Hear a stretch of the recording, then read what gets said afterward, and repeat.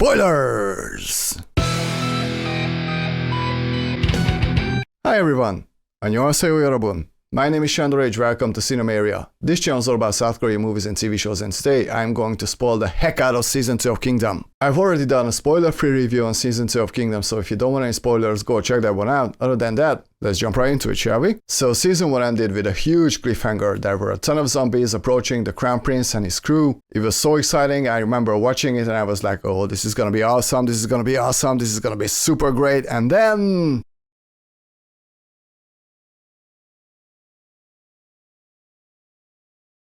I was like, what? So I was really hoping that the beginning of Season 2 is going to do this scene justice, and man, it did. The first half of Episode 1 is full of action, it feels big, it looks epic, it's really exciting, there's a lot of dead zombies. And even though the second half slows down significantly, there's still a sense of desperation in the air. As it turns out, the zombies like the cold, and since it's winter time, they're roaming the country 24/7. So they are a non-stop threat now, and a lot of people are trapped in the castle of Sung-kyu. Meanwhile, Sabi and Bompal escape a small horde of zombies and they're heading to the royal palace. By the way, I keep forgetting to mention that this whole series is based on a webcomic series called The Kingdom of the Gods. I haven't read it, so I don't know how faithful the TV show actually is to the comic series, but there are some choices in Season 2 that I don't agree with at all. Anyway, moving on. The Crown Prince is planning to kill the minister, so he goes to the palace where the 5 armies are stationing. Unfortunately, someone alerts the minister, so the prince's crew is captured and the prince is forced to behead his own father. And even though his father has been a zombie for quite a while now, it's still a pretty tragic moment, especially that his tutor is also shot and killed in front of his eyes. But before his tutor dies, he tells the Crown Prince to resurrect him later as a zombie. So the Crown Prince asks Sabi to do exactly that, and man, when it happens, it's just so freaking awesome. First off, his makeup is fantastic, and when he bites into Chokchu's face and rips his flesh out, man, I love that shit.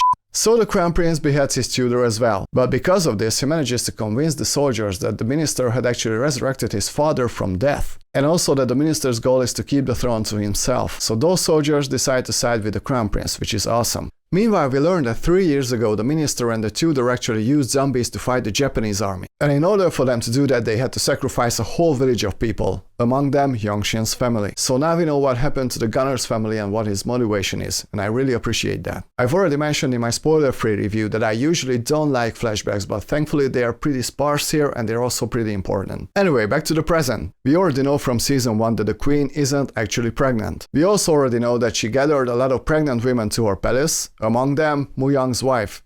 Moo-young is the guard of the Crown Prince, played by Kim Seong-hun. And since none of the women managed to deliver a boy, they're all killed alongside with their babies. That's not really nice. Thankfully, somebody finds a body, and then they find other bodies, so an investigation begins against the queen. I thought that this was very interesting and intriguing. Just the mere fact that somebody is willing to face against the queen I thought was brilliant. Then something happens that's still a little bit unclear to me. Moo-young leaves the Crown Prince and he takes Sabi, Bompal and the sick Chok-chu with him. At first I thought that he was rushing to his wife, but then why did he bring Sabi, Bompal and Chok-chu with him? And judging by the conversation he has with Sabi later when they stop, it doesn't really seem like that he was going to see his wife. So why is he leaving the Crown Prince? Or did he betray him? Later Young-shin and the Crown Prince are talking and apparently he did betray him, but how? And if he did betray him, why did Chok-chu's people kill him? Because yeah, Moo-young dies. I thought this was a huge risk because he was such a likable character, but it really added a lot of drama to the show, and when the Crown Prince actually finds him,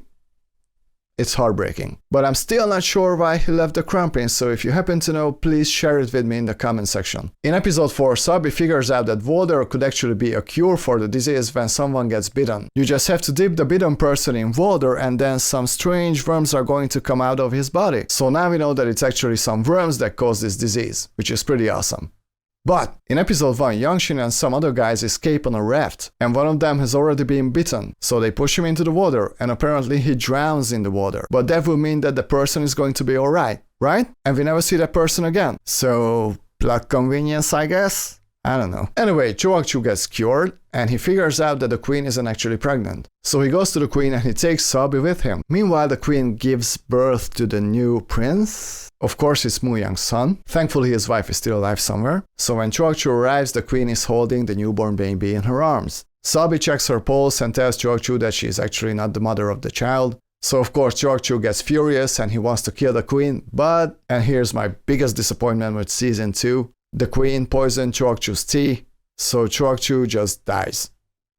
Just like that. Now here's my problem with this. One is that I found his death to be pretty much underwhelming. And yes, I had preconceived expectations about this death, but even if I didn't have those, I would still think that his death was underwhelming, but this is the biggest problem. Ju was a well-rounded, very well fleshed out villain. And from here on out, we are left with the queen, who has basically no character whatsoever. Most of the time, she's just sitting somewhere and goes, yeah, I'm evil. So at this point, I kind of felt like that the human threat is gone. Ju was such a great villain and the queen isn't. Again, I don't know how faithful the show is to the comic books, but if that happened in the comic books, then the writers clearly didn't understand how great of a villain they had. And if this didn't happen in the comics, then the writer of the TV show made a huge mistake in my opinion. Very, very disappointing. Then the queen captures Sabi and gives her an exposition on what her plan is. I thought that was really lame. So episode 4 overall.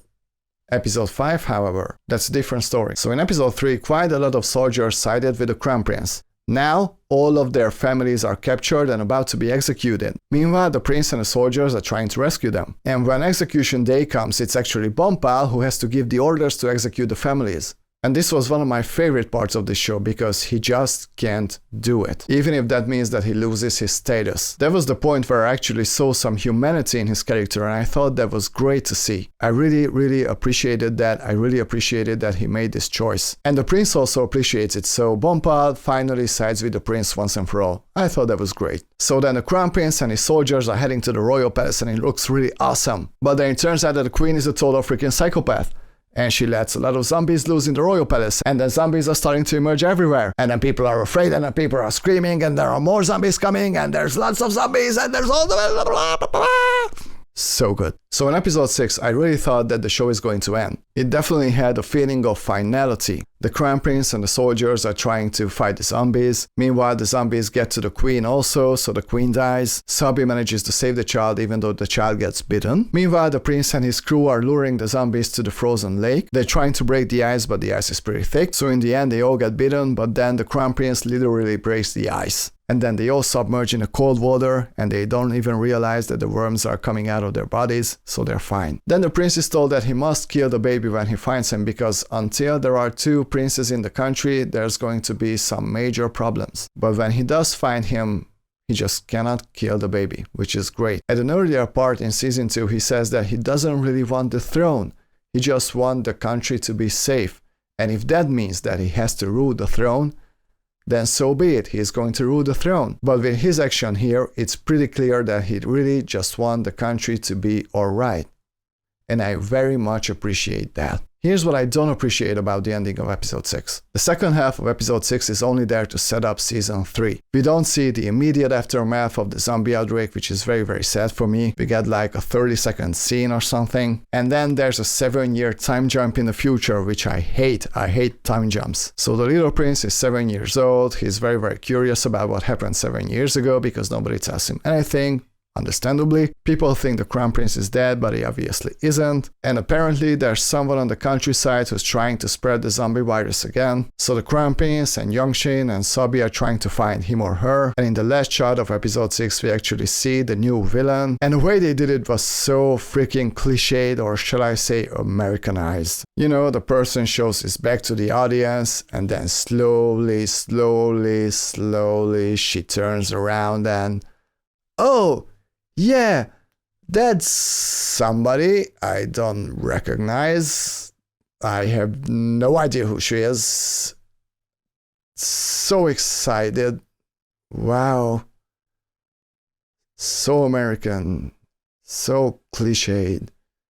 So what the fuck is this? So yeah, the ending of episode 6 was very underwhelming for me. But I mentioned in my spoiler-free review that I was really afraid for the future of Kingdom because they could be pulling this trick at the end of each season and that would mean that the show could go on forever. But thankfully, one of you guys actually mentioned in the comment section that Kingdom was always meant to be a 3-part series, so that means that we only have 1 season left. So in the end, I'm really excited to see season 3 of Kingdom. I can't wait to see where the story goes. I just really hope that it's not gonna get Americanized and cliched, and I hope that the episodes are going to be a little bit longer. Well, that's it for today, guys. Please tell me in the comments what did you think about Season 2 of Kingdom. And thank you guys very, very much for watching. See you guys next time. 다음 시간에 만나요.